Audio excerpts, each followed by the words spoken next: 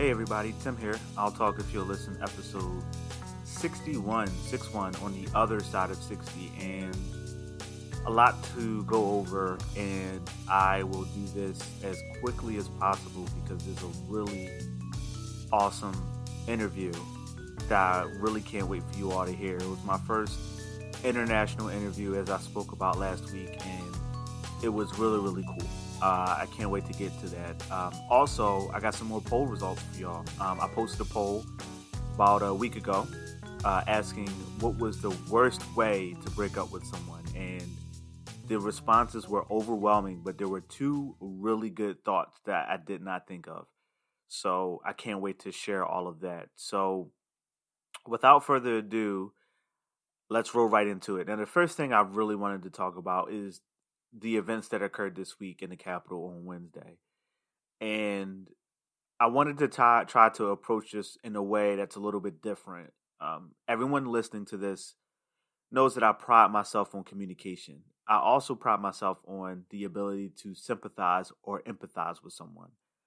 And I think I'm going to say some things that some people may disagree with, but regardless of your political stance, I urge you to look past politics on this one.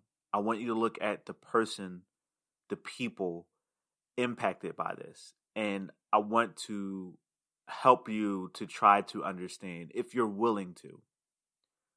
So for those of you who may not be fully aware, and honestly, it may be difficult for people not fully aware, on Wednesday of this week, January 6th, 2021, aka 2020 HD Remaster, there was a horrific and super scary event that occurred in our nation's capital. We had a bunch of, however you choose to classify them, rioters, protesters, domestic terrorists, whatever language you choose to use. We're not about to start an argument on the classification of the people there.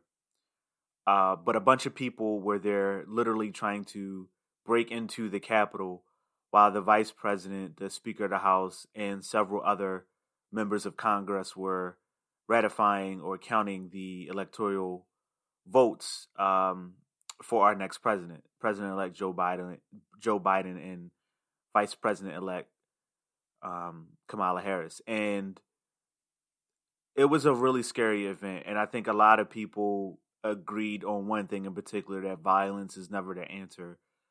But I want to allow you an opportunity, or give you an opportunity, to think about it in an angle that nobody is talking about right now. Right now, you have a lot of people of color, and particularly Black people or African Americans, depending on how you classify, saying things along the lines of, oh, had that been us or had that been me, we would have been dead, we'd have been shot dead. And then I think the biggest way to deter someone from trying to understand is when you compare it to different things, especially everything that's happened within the last 12 months, in particular the Black Lives Matter protests. And I think what happens is the core of the emotion and the core of the point gets lost when you start making comparisons.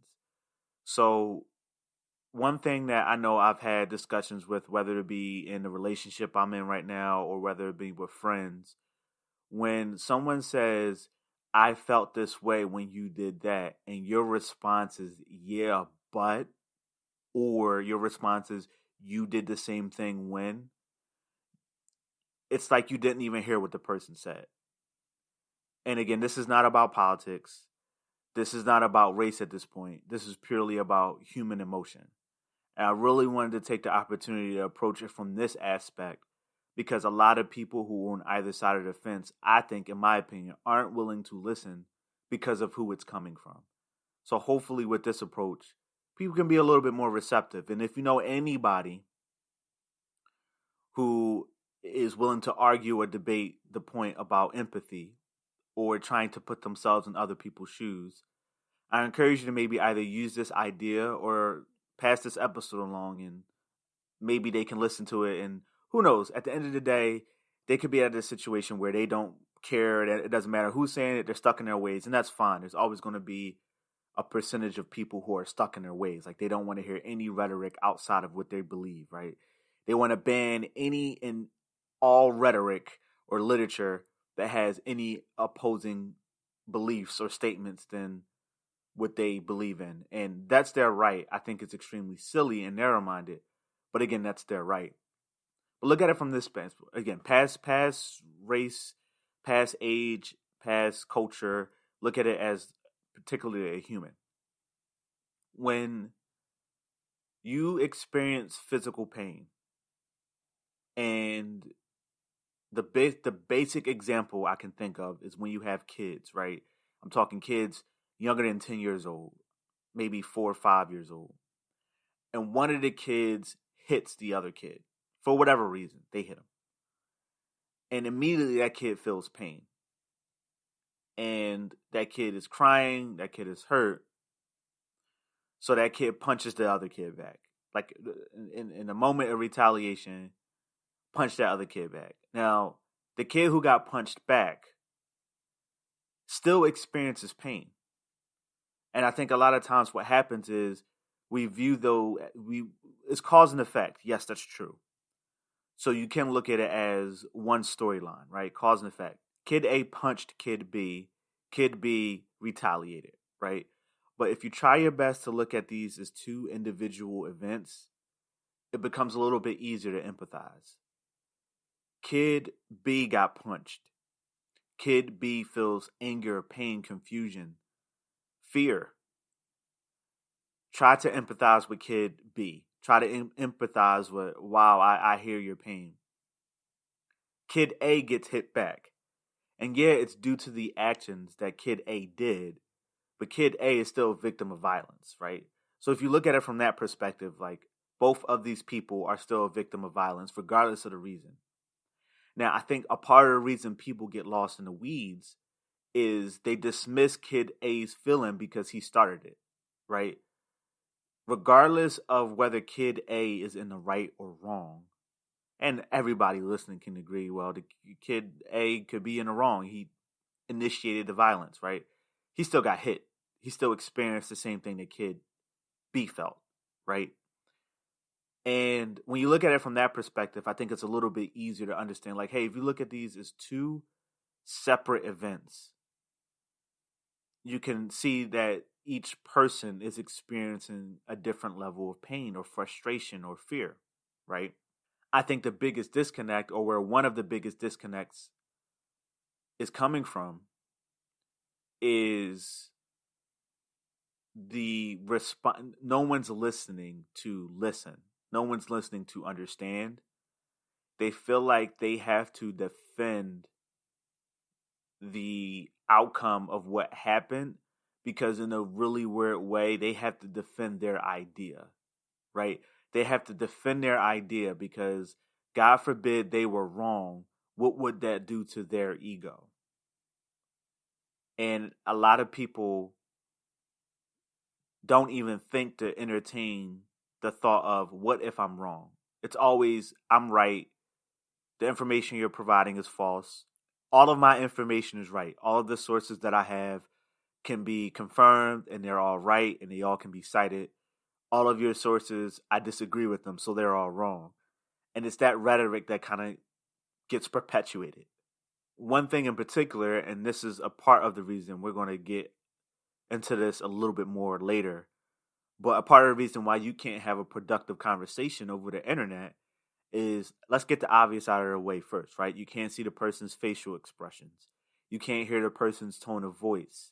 You can't hear the sincerity in the person's voice. It always sounds insincere, or that they're coming off attacky, or maybe they're coming off defensive or aggressive or shallow or facetious. So it's really tough to have a conversation over the internet, and that isn't just limited to social media. That's text message, that's email as well, because it could be really, really difficult. I think a video conference probably will be much more productive than those other methods. Obviously, in my opinion, in general, I think the best way to have a discussion when you have differing viewpoints is in a disarming environment. You know, you're at a bar, you're at home, you're out in the park, you're chilling, you're at a disarming environment. You're not on some news network where you feel like, hey, it's me against the world and I have to get on this public platform and defend my idea. Or if it's on a social media network and you're like, oh, I have to defend my idea because people all over the world will be able to see this and I got to make sure I represent my idea well. I got to make sure that I'm not an inconsiderate bigot, right?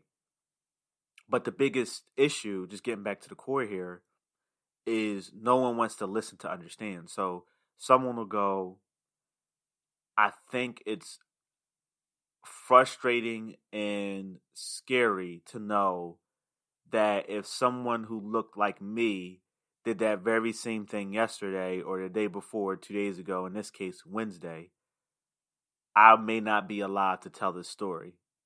And the person on the other end of that is going, yeah, but Black Lives Matter did this. And at that point, I would really like to hear I would love to know anyone who is dismissing what happened on Wednesday as an anomaly or whatever category you're choosing or descriptor you're choosing to use points back to the riots and the looting that occurred during the peaceful protests or, during the George Floyd murder and the aftermath. I would love to hear their thought process on why even bring that up. If I came up to you and I said, oh man, someone pushed me off my bike, I fell and broke my leg, and I was in a lot of pain. And your response is, yeah, but you pushed somebody off their bike 8 months ago. It's kind of like the context seems different at that point, right? It's kind of like, okay, I never said that did or didn't happen. I'm talking about my broken leg in this moment. And I think there were a few posts in particular, and I was very, very disappointed because I like to think that these people that I'm friends with are sensible people, but I feel like they're so invested in their own viewpoint that it's like they're throwing empathy out the window. Now, defend your viewpoint in a civil, productive way, especially if somebody is coming at you sideways, right? If somebody's coming at you in a sense of, hey, your group is dumb, your group is imperfect, my group is better than your group, then you can kind of point out the hypocrisy in certain things. Okay. But when someone comes to you and says, I'm really saddened, disappointed, frustrated over the fact that if I had been at that Capitol yesterday or on Wednesday, I may not be allowed to talk about it. And it's a shame knowing that for people who look like me, we have to live with that kind of fear. And for you to respond with, well, what about the people who look like you who had their businesses broken into? And it's kind of like, well, we can talk about that if you want, but we're not like talking about that right now. We're talking about how I feel in this moment. And it's really frustrating. So for everybody out there, who, regardless of how you feel about the rioting and the looting that occurred during the protests last year, and regardless of how you feel about the attack that occurred on Wednesday, I just have one question for you. Can you at least understand why someone who is black would be frustrated, upset, and scared? If your response is yes and it's sincere, it's genuine, I think that's the end of the discussion. We don't need to talk about politics at that point. I think people, regardless of your political views, I should be able to call up my, super pro Trump friends and say, hey man, I'm really upset at what happened at the Capitol yesterday. Look at our nation. And that person should be able to go, yeah, you know what? Regardless of how I feel about the government and regardless of how I feel about my political views, I agree. Wednesday was scary. And it's really, really weird to me and strange to me for people to go on social media and be quick to announce how everybody who was mad about rioting and looting, or everybody who wasn't mad about rioting and looting, better keep that same energy about what happened on Wednesday. It's weird to me that they can't see what type of perception that creates. There are a lot of people who are like, oh, my post was clear, or my statement was clear. And I will argue that if it doesn't matter if your post or your statement or your argument is clear to you. Of course it's clear to you. You wrote it. You have to consider who else has accessibility and the ability to view it and how it comes off to them. The moment you put something out there, although you can't control how it's taken, it is your responsibility to pursue that discussion, in my opinion. I can't sit up here and say, dogs are the best. And someone comes and says, hey, my aunt got killed by a dog the other day. Are you saying that dog was the best too? I can't then respond and say my post was clear. My post was clear. I'm sorry you misunderstood my post. It's kind of I think that's so weird to me. Now that doesn't mean go out and argue with everybody, or the moment you put something out there. Although you might invite conflict, that doesn't mean you have to pursue conflict. But I just think it's really, really weird to take like this pedestal or high horse stance of I don't have to explain this thing that I'm put in front of your face, kind of. It's really, really weird. I think the line gets really blurred on posting something and then explaining it. I think it's your right to post whatever you want, but I think it's also my right to comment and react to it. If you do not want me to comment or react to it, I think either A, you should not post it, or B, you should make sure it's not visible to me. There are a lot of people that I've seen where, and this is I think I talked about this a couple episodes ago. This is the problem of living in a bubble with only people who think like you and act like you and agree with everything you say. I think sometimes the subconscious expectation is I'm going to post this thing, everybody's going to agree with me, and I am going to feel justified in my post. I think sometimes people don't consider that you might impact or influence someone to comment that doesn't agree with you. They don't agree with you. And they'll have this comment, and I think sometimes people aren't prepared for that argument or that point of view. And I think they panicked in their head. They go like, oh crap, I was expecting everybody to agree with me. This person doesn't. Well, now I don't have to put forth the effort of explaining myself. Now all I got to do is say, well, this post wasn't for you, or I don't have to explain myself. It creates this like selfish, entitled narrative, in my opinion, because it's saying like, hey, I'll post this thing that I believe. I'm showing it to you. It's kind of like, in my opinion, it's kind of like the equivalent of me writing a letter, putting it in an envelope, mailing it to you, it going into your house, you opening it, reading that letter, and then you respond, and I say, oh well, I don't have to like, you didn't have to respond, or I don't have to, like, you mailed me a letter, bro. Like, what are you talking about? I think it's really tough times to have a civil debate, and I hate the world that we live in where you can't express a certain the fact that it even has to be controversial, but you can't even express or think a certain thought due to cancel culture because you said the wrong thing. You're not allowed to have an opinion. Or because someone else doesn't believe what you believe, so you just kind of want to destroy that narrative and that literature. I think it's really, really sad and tough time to be in. And one last final thought before we go to break. I think it's really important that you do not take a high horse stance on any of your posts. I think it's really important that you're sincere in your posts. And then I think, like, garbage out, garbage in, right? I think if you get up and you express your sincerity, I think you'll invite. Of course, there are always going to be jerks who comment, but I think you invite more people who are willing to have a civil debate versus if you intentionally push a certain narrative and then you aren't willing to expand on it.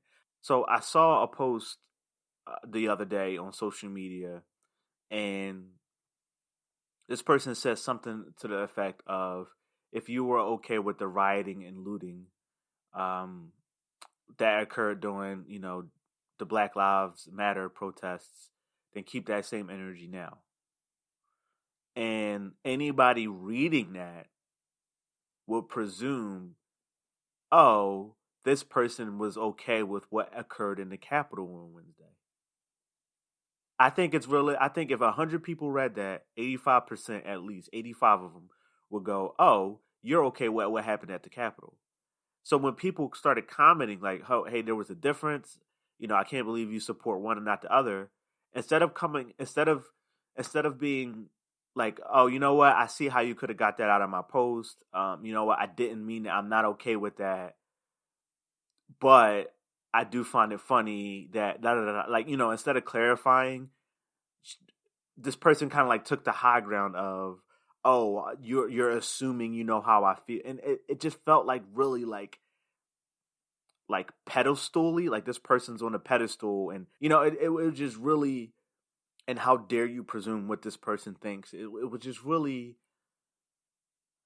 disheartening that I can get up there and say audiobooks are the best way to go. Audiobooks are so great. I love audiobooks. And someone can comment and go, well, so you don't like hardcover books? Like, that's on me to, I don't, obviously I don't have to. I want to be really, really clear for everybody listening. Like, you don't have to explain yourself. But I think you kind of owe it to if you're showing someone a post, if you're posting it for them to see and they comment, I think you kind of owe it to them. And that could just be the good Samaritan in me, but I think you kind of owe it to them. They're like, oh, you know what? No, nothing against hardcover, like, paper books. I love paper books. I just prefer audiobooks or whatever the case may be. Why couldn't this person just sit there like,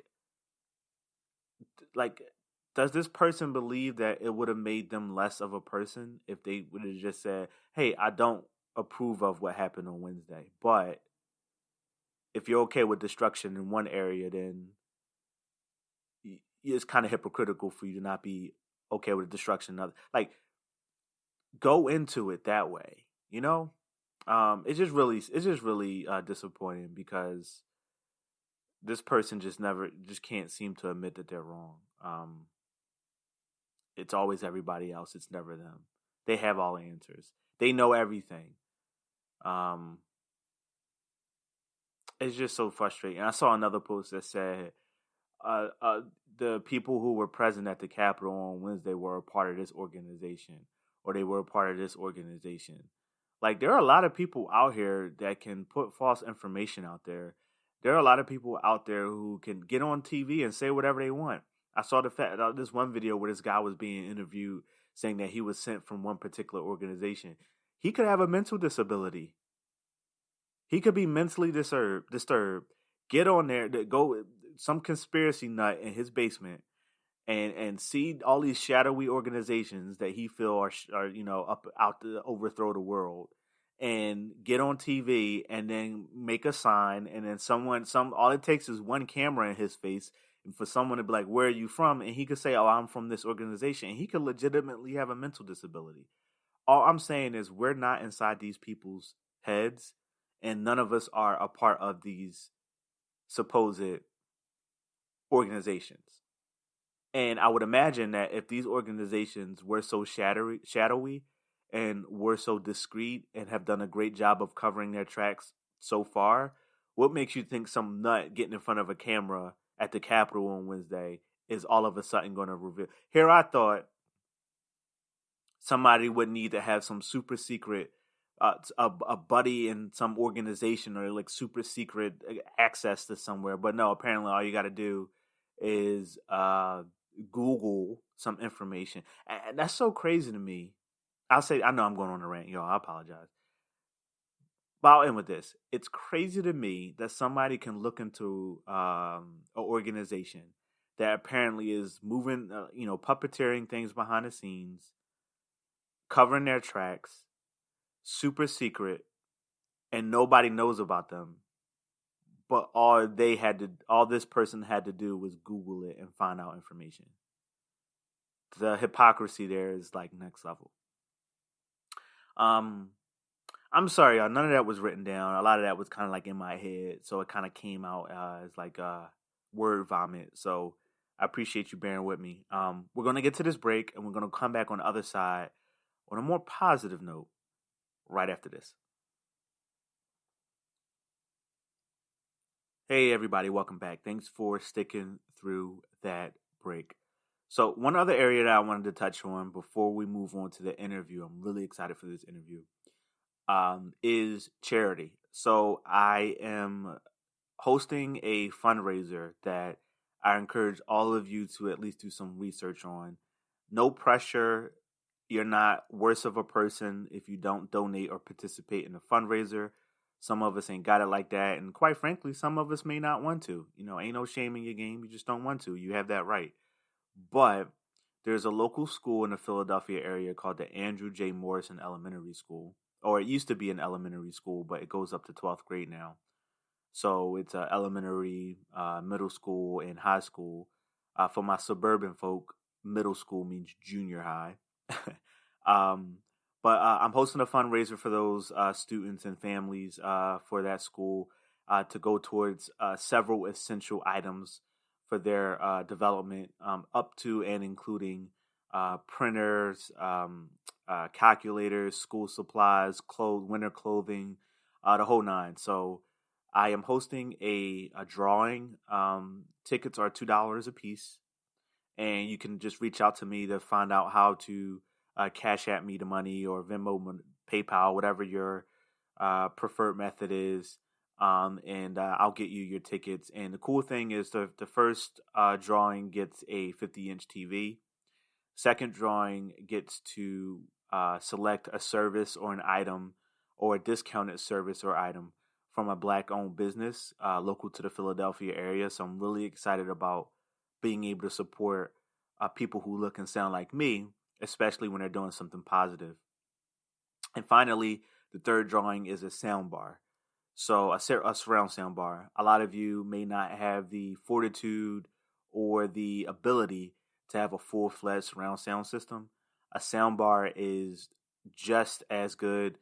Just to be a nerd for you a little bit, it basically emulates surround sound. So based on the technology, it bounces sound out from the speaker using directional speakers, and it creates the illusion or perception of surround sound. It also bounces sound off the walls in specific areas. So if you're an audiophile or audio engineer, I'm sure you can explain that way better than I can in a much more accurate tongue.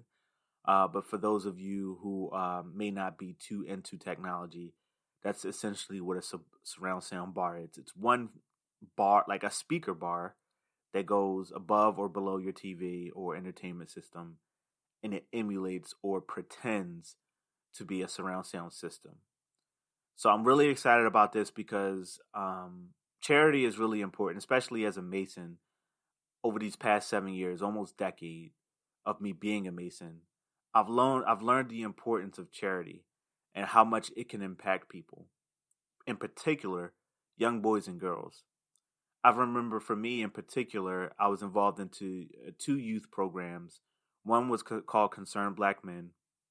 Another one was a program called the Young Lions Program, which was a program that the Resources for Human Development, or RHD, facilitated for anyone who was renting properties through them. There was a boys group and a girls group, and it was great. I learned a lot of cool things. I learned martial arts. I learned how to cook. I learned the importance of communication. And I met some really cool people. And I like to think that those things had a really positive impact on my life. And for everybody listening, I would like you to think back to a moment when you were growing up where you had that one adult in your life, whether it was a teacher, a family member, a friend, whoever it was, and it had a positive impact on you. And to this day, whether it be something simple like a quote or a phrase that you say, that you heard them say, or even if it's something like a profession, that person inspired you to be an electrician, that person inspired you to be a teacher, that person inspired you to be a physician. And just think about the kids in your area. For me personally, I think another cool thing about this raffle is I'm trying to create an avenue for people who really want to do some good, but they just don't know where to get started. There are a lot of people who have really big ideas and really big hopes and dreams, but they don't quite know where to get started. They want to be a carpenter, but they don't know what to do, or maybe they don't have the money to get, to go to take classes for it. They want to start a nonprofit organizations, but they don't know what to do or how to get there. And in this case, they want to give back to the kids in the community, but they're not quite sure where to begin, and they want to make sure their money is being used for good reasons or have good intentions behind it. So just reach out to me personally. You can do it several ways. You can hit me up any of the ways in the description below. You could text me. I also posted a Instagram video, and I have a public Instagram, so it's open to anybody. The Instagram is it appears in the description below. Go check that video out. It's only 2 minutes. Check it out. It has more information. It has a picture of the tickets and everything, and a little bit more information about the school. So I encourage you to donate if you can. If you can't, you're not a horrible person. It's okay. Another area that I wanted to talk about before getting into this interview, and kind of like what this interview is about, is confidence in public speaking. So luckily, I had the opportunity to connect with Brendan, and he is the founder of MasterTalk, which coaches people on public speaking. And I was really excited to have him on the show for a multitude of reasons. Selfishly, because he was my first international guest. And although Canada is right next door, that's a huge milestone for me. Here I am, this kid from Philly, recording a podcast, used to be in my kitchen, now in a dedicated room for it. And in my opinion, the sky's the limit. And luckily, when you're kind of still in the trenches, nothing against the Jimmy Fallons or the Bill Burrs of the world, but when you're already established, sometimes it's tough to overlook the little things. But when you're in a position that I'm in, you don't take those for granted. So I'm really excited to have Brendan on. Another reason that I was really excited to have him on is because I know for me, public speaking was really difficult. And if it wasn't for the fact that I worked in retail, I would have had that skill go unnurtured. So what Brendan and what people like Brendan do, is just simply awesome, because you might be already good at boxing. You might be already good at construction. You might be good at, here I am, already good. Brendan, I'm sure Brendan wouldn't like this vocabulary here. His grammar is hard. It's really, really poor. I went to public school. Don't blame me. We all can't have Canadian education, Brendan. But on a serious note, you might have these skills and talents and traits that you're already, talented in. They may have already been nurtured to some degree, but wouldn't it be cool if you had a coach who can coach you through? Wouldn't it be cool if you had a fitness coach? Wouldn't it be cool if you had a life coach? Wouldn't it be cool, in Brendan's case, if you had a speech coach? I think it would be awesome to dive into Master Talk. I looked at some of Brandon's videos, and it's really, really cool. He has his YouTube, so check out his YouTube, which will also be in the description below. So without further ado, here's Brendan. Here's the interview that we had involving public speaking and Master Talk. Hello, everyone. Welcome back. Thanks for hanging out with me on another episode of the show. And this time we have a really good treat. We've experienced a lot of firsts on the show, you and I together, all of you. And today we have another first. We have our first international guest. I'm really excited today. Right now we have Brendan from MasterTalk calling in all the way from Montreal, Canada. Brendan, how are you, sir? I always love it when they call me international guest when we're really right next to each other. But I'm great, man. How about you, Tim? Great. I'm wonderful. It is funny to say international, and you are the neighbor right next door, but I'm really excited. You're the first one from outside of the States, man. I can't wait to just, go back and forth with you. This is really, really fun for me. And I did a little bit of research on you. I'm not going to lie. Obviously, we connected through a really awesome platform, and I did a little bit of research on you. And one thing I'm really looking forward to is just the energy you bring to the table. And that said, I'm sure there's a little bit of story behind you, Brendan, outside of what you do. So before we talk about Master Talk, I just want to get to know you a little bit better. So tell me a little bit about Brendan. What makes you you? Yeah, of course. I think if there's one word that I think describes me the best, it's probably impact. And I started when I was a kid, just growing up, that impact was probably shown towards just being nice to other people, taking out the garbage whenever my mom wanted to, or thinking about my career as a way to provide for my family, right? I came from very humble beginnings. My parents immigrated from Sri Lanka in the mid-90s. I was born in Montreal, really grateful to be born in a first world country. So for me, it was always about giving back to the people that brought me here, that gave me this awesome opportunity. So I was mostly focused on my life, on getting that dream job, that dream career that we all want, the American dream, or I guess in my case, the Canadian dream. But I guess what happened to me is after I achieved that dream, so to speak, and I retired my mother, I just asked myself a simple question, which was how do I use that impact of who I am to bring that to more people? And that's when, I guess that manifests today with Master Talk and my philanthropic work. Now, I think you touched on a few key points there that I just want to drill into, more in particular, impact. I think impact is huge because impact remains even after we're gone. I think one of the best things that you can do is leave an impact because that extends beyond the grave, right? People that we deal with on a daily basis, weekly basis, yearly basis are able to feel our impact even when we're not around.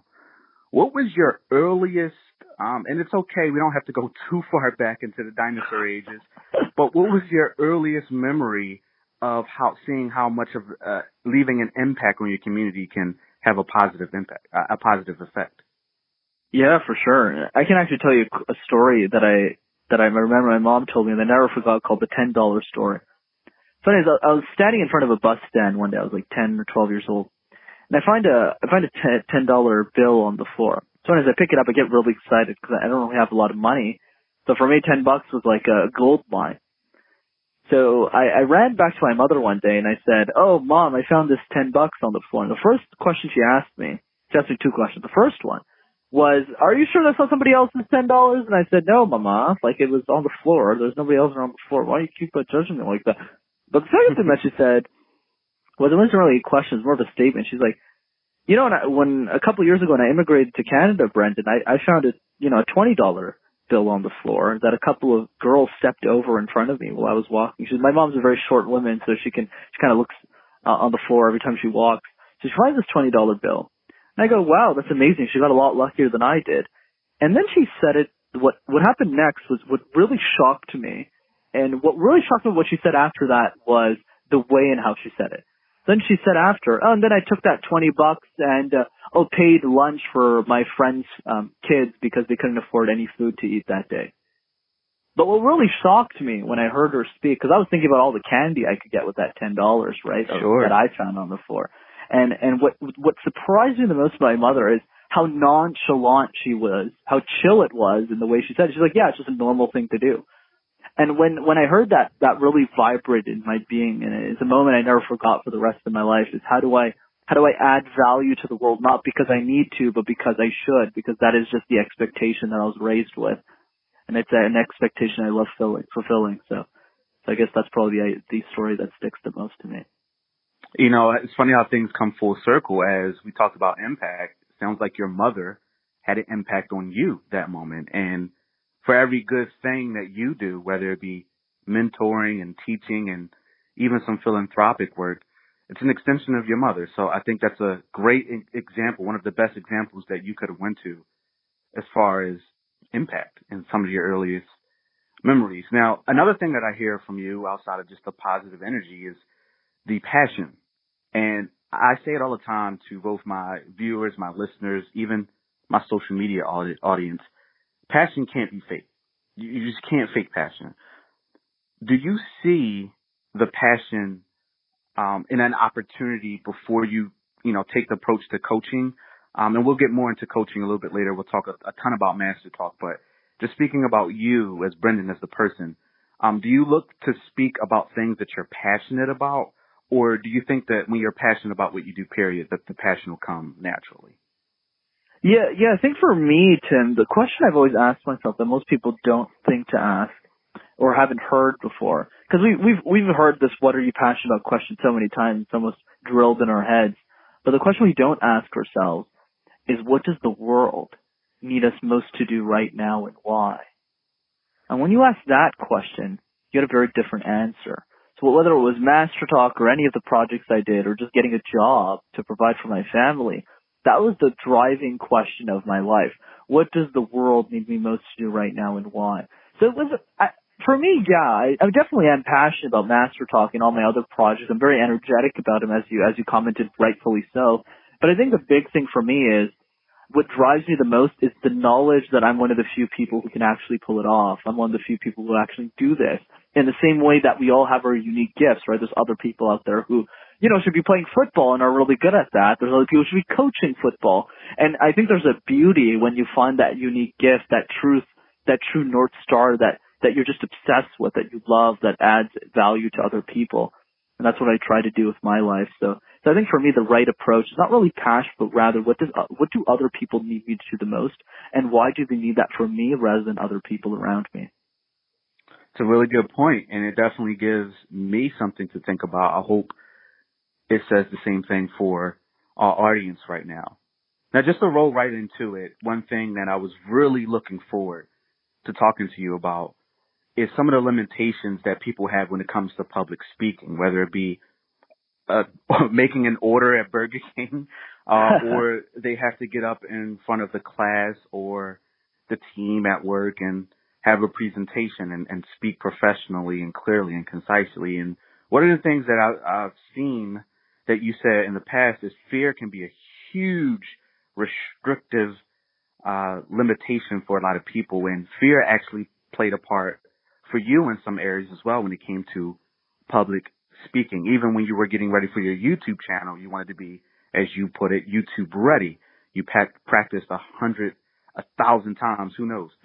So that said, speaking of fear, I just wanted to get your unique take on fear, and how would Brendan define it, and what is some of the advice that you would give to the people struggling with fear out there?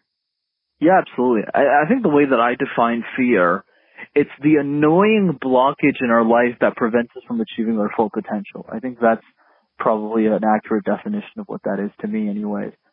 And fear is something I definitely have in my life, even to this day. It just doesn't manifest as much in public speaking like it used to. But it definitely manifests in other areas of my life. I'm scared to leave my mother's house. I love living with her. Why would I want to live on my own? Or maybe fear of settling down and going to the next stage of my life, or the fear of buying my first house. We all have those fears, but when we think about public speaking specifically, I think what I would say from my experience is that the fear will always be there, but as long as the message outweighs the fear will always lose. So a good analogy I like to use is a boxing match. Let's say you're in a boxing ring. On one corner of the ring, you have your fear. On the other corner, you have your message. So yeah, the fear is going to be in the ring, but as long as the message gets the knockout punch, you'll always win, and you'll always be successful in your presentation. And that was the same thing that happened to me. I started MasterTalk when I was 22. I started coaching executives when I was 23. And the reason why I tell you this is because I had a lot of insecurity when I started coaching these people. They were double my age. Mm-hmm. Why in the world? What qualifies me to be in front of these people? Why is it me and not somebody else who has more experience than I do? So what helped me push through that fear? And for me, what really helped me was a belief system. A belief system in what I actually was trying to achieve with my speeches and my presentation. That's why I'm a big advocate of this question. How would the world change if you were an exceptional communicator? And I think more people need to start asking themselves that question. For me, the answer to that question was every human being in the world who wanted to master communication but didn't have the money for those tools. Right? You have 16-year-old Julia who's in a high school, who's a leader, who's a trooper, who wants to do important things with her life, but she's deathly afraid of communication and can't afford a speech coach. And I am the only person that she can relate to. So for me to push through my fear, it's not just about me giving a good presentation and making some money on the side. It's much more than that. It's saying if I want to serve Julia, if I want to give her the best resources I can, I need to get executive coaches. I need to get clients who are executives, or else I won't have the financial resource to put out the production that I do today on the YouTube platform. So that would be my advice, is if you're scared, understand that it's normal, but also understand that you have a choice to make. And that choice is if your message or your fear is more important. I hope you choose the message. Now, it can be really tough for someone to see that potential for the message. It can be tough.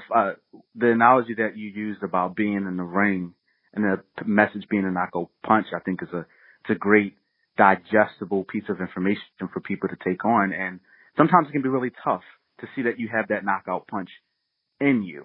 And that's where the coaching piece, the coaching aspect, something that MasterTalk takes a lot of pride in, comes into play. What makes a person so coachable? What makes a person being able to sit back and take that feedback and want to better themselves? Is it tying into them believing in their message and willing to take the steps to make sure that message gets out there? Or is it something else? I completely agree on all your points, and that's a great tee up in the sense that you're right.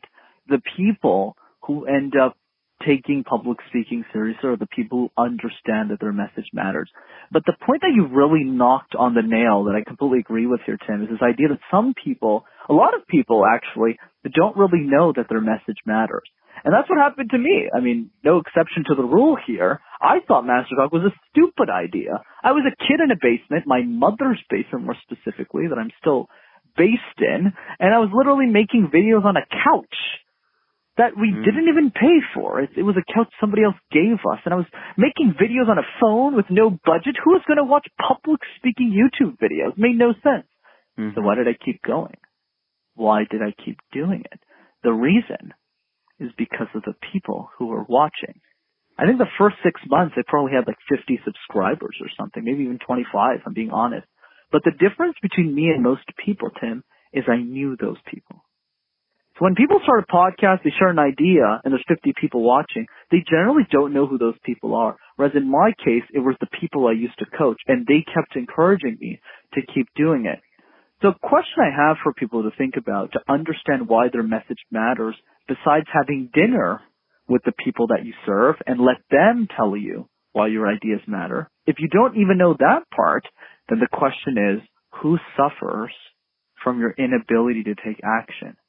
Every single day that you decide to watch Netflix and not do the thing, understand who suffers. And if you're very clear on who suffers, then trust me, you'll never miss a beat ever again. I think I went from this kid who knew nothing about MasterTalk, thought it was a stupid idea, and the second I got razor sharp on my audience, I started writing my content 3 years in advance.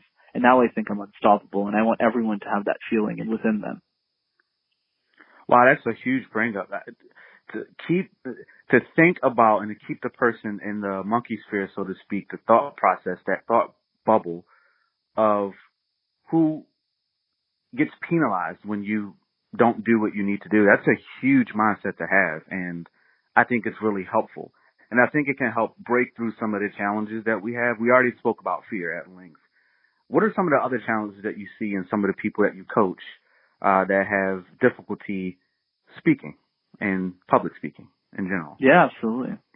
I think the other challenge that comes to mind here, Tim, is this idea of how to actually practice public speaking. So most people do, and this is not their fault. This is the way that we're grown up to think about public speaking, the education system, is we're always switching our presentation.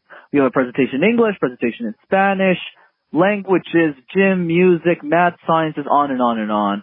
And because we have all of these presentations lined up, we're not really focused on the delivery of those presentations. We just want to get through the week. We just want to survive. That's a general idea. So we're taught to believe that public speaking is a chore, like doing the dishes.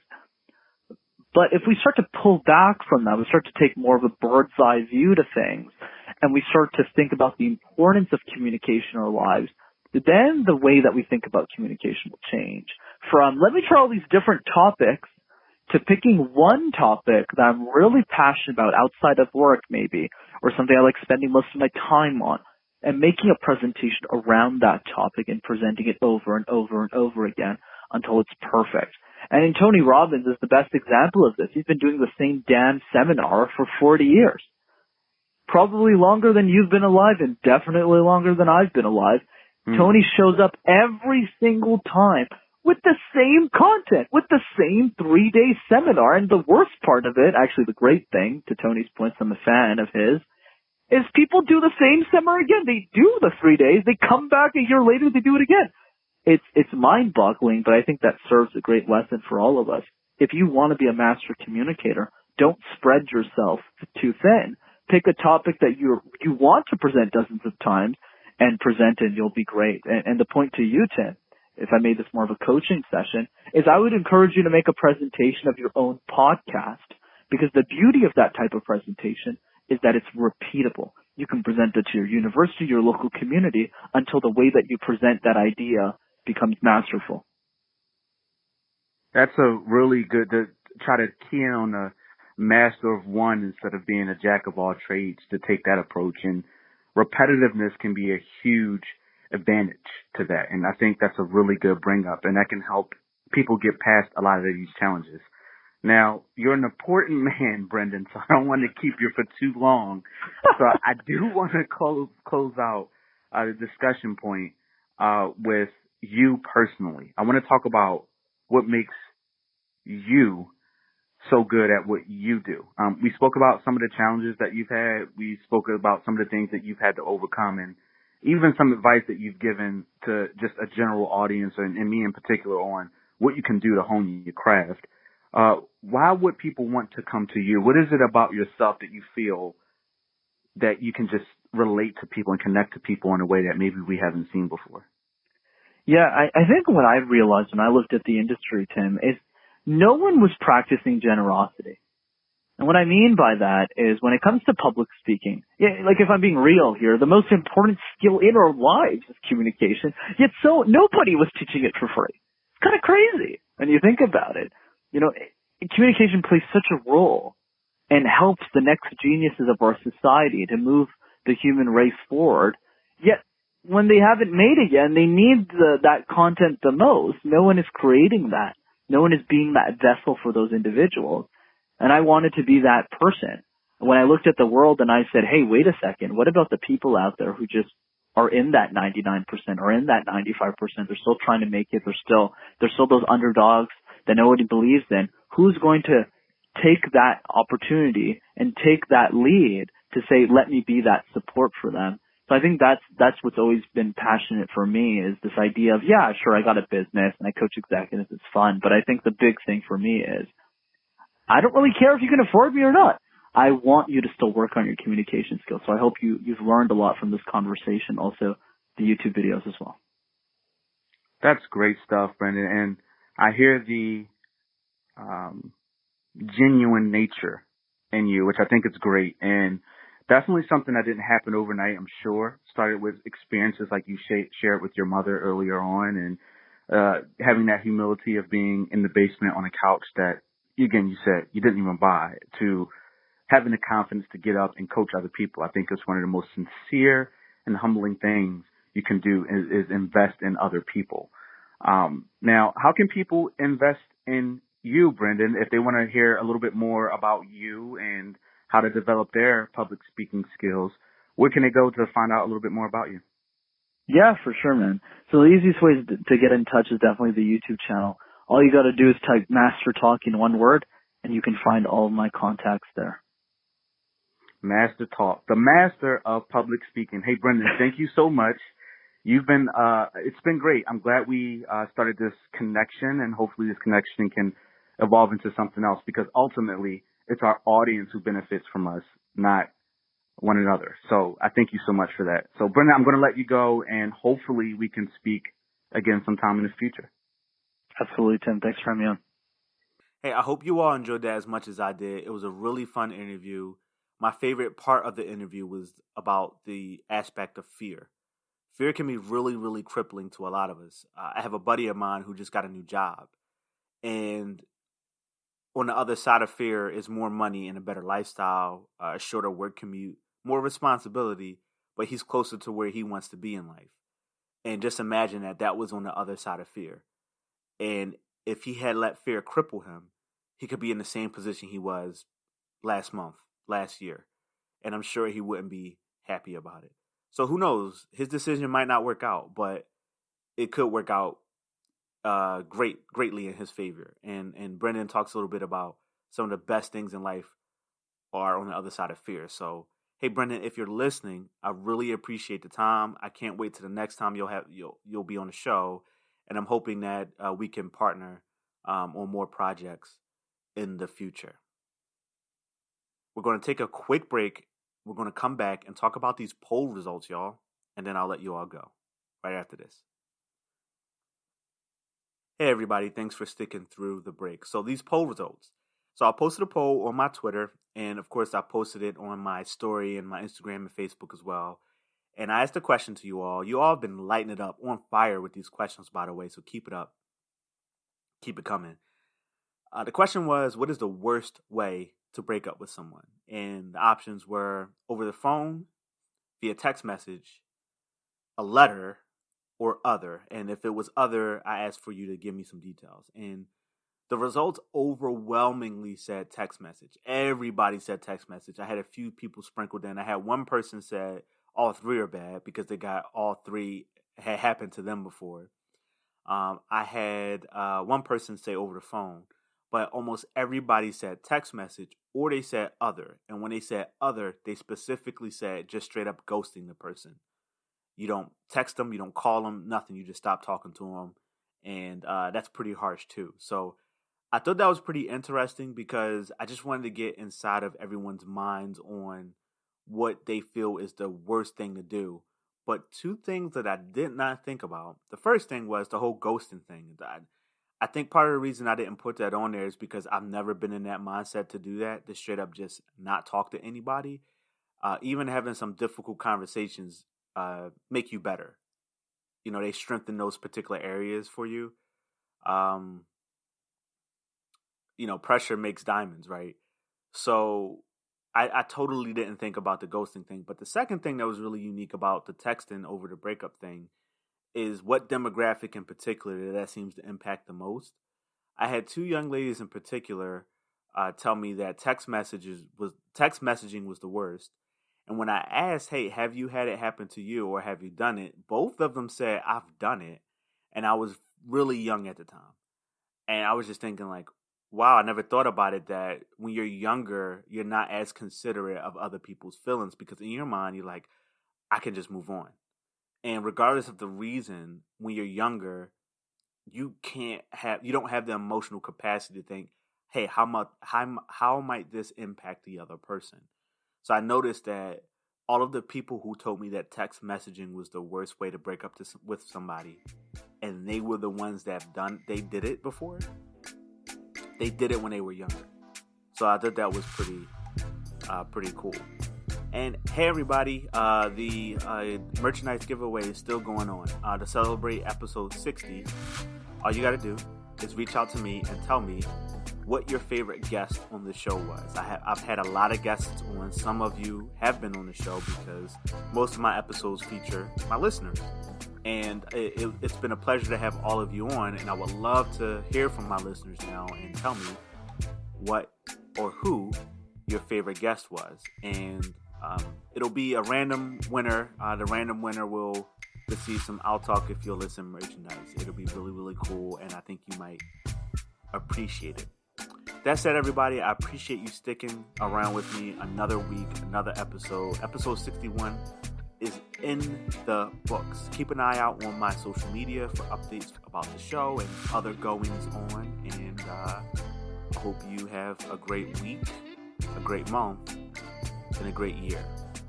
As always, I'll keep talking if you'll listen.